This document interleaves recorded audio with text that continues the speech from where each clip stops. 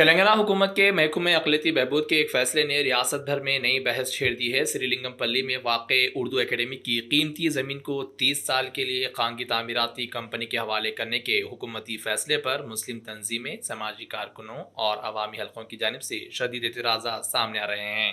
محکمہ اقلیتی بہبود نے 16 جولائی کو جاری کیے گئے جیو نمبر 20 کے تحت درگاہ حسین شاہ ولی گاؤں سروے نمبر 29 میں واقع 1.04 ایکڑ یعنی تقریباً 5220 مربع گز اراضی کو این انفرا اینڈ کنسٹرکشنز نامی خانگی کمپنی کے لیے 30 سالہ لیز پر دینے کی منظوری دی ہے۔ حکومت کے مطابق اس زمین پر اردو گھر، شادی خانہ اور ایک کمرشل کمپلیکس تعمیر کیا جائے گا۔ یہ منصوبہ build operate and transfer BOT model کے تحت مکمل ہوگا، جس میں تعمیراتی اخراجات خانگی کمپنی برداشت کرے گی، جبکہ زمین کی ملکیت اردو اکیڈمی ہی کے پاس برقرار رہے گی۔ حکومت کا کہنا ہے کہ اس زمین کو نہ فروخت کیا جا سکے گا، نہ ہی رہن رکھا جا سکے گا اور نہ ہی اس کی ملکیت کسی اور کو منتقل ہوگی۔ تاہم اس فیصلے نے کئی اہم سوالات کھڑے کر دیے ہیں۔ سب سے بڑا اعتراض یہ ہے کہ اس منصوبے کے لیے کوئی عوامی ٹینڈر جاری نہیں کیا گیا اور نہ ہی عوام یا متعلقہ اداروں سے اعتراضات اور تجاویز طلب کی گئیں۔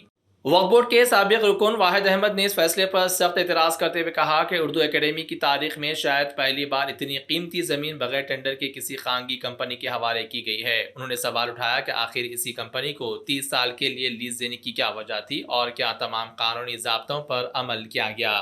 انہوں نے اعلان کیا کہ اس معاملے کو حکومت کے سامنے اٹھایا جائے گا اور محکمہ اقلیتی بہبود کو ایک باضابطہ نمائندگی پیش کر کے اس حکم نامے کو فوری طور پر منسوخ کرنے کا مطالبہ کیا جائے گا۔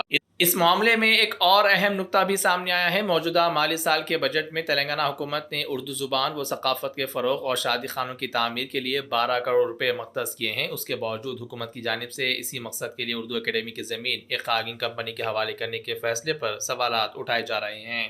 ادھر بعض قانونی ماہرین اور سماجی کارکنوں کا کہنا ہے کہ صرف محکمہ اقلیتی بہبود کے سیکریٹری کو ایسی قیمتی سرکاری اراضی 30 سال کے لیے لیز پر دینے کا اختیار حاصل نہیں ہے۔ ان کے مطابق اس نوعیت کے فیصلے کے لیے ریاست کے چیف سیکریٹری کی منظوری، عوامی نوٹس جاری کرنا اور عوام سے اعتراضات و تجاویز طلب کرنا ضروری تھا، لیکن الزام ہے کہ اس پورے عمل کو نظر انداز کیا گیا۔ اسی بنیاد پر حکومت سے مطالبہ کیا جا رہا ہے کہ اس گورنمنٹ آرڈر GO کو فوری طور پر منسوخ کیا جائے اور پورے معاملے کی شفاف تحقیقات کرائی جائیں۔ دوسری جانب آل انڈیا مجلس اتحاد المسلمین کے صدر اور حیدرآباد کے رکن پارلیمنٹ اسد الدین اویسی نے بھی اس معاملے پر ردعمل ظاہر کرتے ہوئے حکومت سے مطالبہ کیا ہے کہ اردو اکیڈمی کی زمین سے متعلق جاری کردہ GO پر نظر ثانی کی جائے۔ انہوں نے کہا کہ اگر قانونی طریقہ کار، عوامی نوٹس اور شفافیت کے تقاضے پورے نہیں کیے گئے تو اس فیصلے کو واپس لیا جانا چاہیے۔ اسد الدین اویسی نے زور دیا کہ اردو اکیڈمی کی اراضی ایک عوامی اثاثہ ہے اور اس کے بارے میں ہر فیصلہ مکمل قانونی عمل اور شفافیت کے ساتھ ہونا چاہیے۔ اب یہ دیکھنا اہم ہوگا کہ ریاستی حکومت بڑھتے ہوئے اعتراضات کے بعد اس متنازعہ فیصلے پر نظر ثانی کرتی ہے یا اپنے موقف پر قائم رہتی ہے۔ مزید خبروں کے لیے ہمارے چینل منصف نیوز 24x7 کو دیکھتے رہیے۔ اگر ویڈیو اچھی لگی تو لائک کریں، شیئر کریں اور چینل کو سبسکرائب کریں۔